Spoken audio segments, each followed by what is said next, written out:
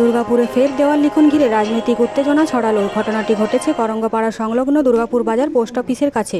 অভিযোগ, বিজেপির দলীয় প্রার্থীর সমর্থনে লেখা একটি দেওয়াল লিখন মুছে দিয়ে সেখানে তৃণমূলের দেওয়াল লিখন করা হয়। রবিবার সকালে বিষয়টি জানাজানি হতেই ঘটনাস্থলে ভিড় জমান বিজেপি কর্মী সমর্থকরা।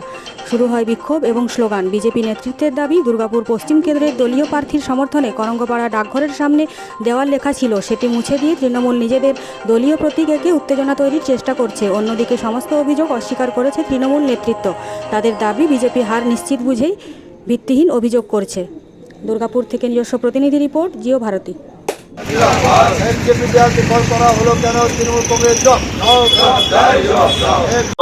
অভিযোগ এসছে, প্রথমে তো এসেছিল অভিযোগ যে আমাদের দেয়াল দখল করা দেয়াল ওরা লিখে দিচ্ছে। তারপরে আমার সবচেয়ে বেশি খারাপ লাগলো যখন আমাদের যে সিম্বলকে ওরা মিটিয়ে দিয়ে নিজেদের সিম্বল এঁকেছে। আপনি বুঝতে পারছেন এদের রাজনৈতিক কতটা নগণ্যতায় নেমেছে, রাজনৈতিক প্রতিহিংসার কতটা।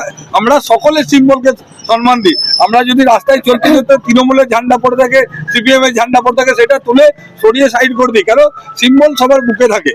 অতএব এরা আমাদের সিম্বলকে মিশিয়ে নিজেদের সিম্বল লাগছে, দেয়াল দখল করছে। একদম কমিশনকে জানাবো এবং অবজারভারদের নাম্বারও আমরা পেয়ে গেছি। অলরেডি আমি চিঠি করেছি, আপনার চিঠি আপনাদেরকেও পৌঁছে দেবো।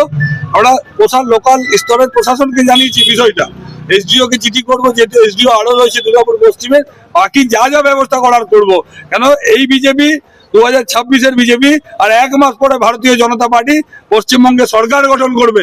যারা এই সকল কাজ করছে আমরা তাদের নাম লিপিবদ্ধ করে রাখছি। তাদের সম্পূর্ণ ভিত্তিহীন।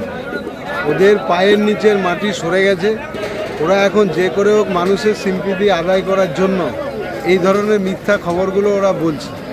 গতকাল আমাদের 36 নম্বর ওয়ার্ডে মাননীয় মুখ্যমন্ত্রী তিনি তার ছবির উপরে কালি প্রলোভ করে দিয়েছিলেন।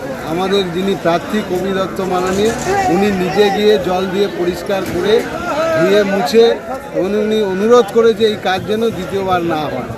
তাই এইসব ভিত্তিহীন খবর করে মানুষের মধ্যে বিভ্রান্তি ছড়িয়ে কোনো লাভ হবে না।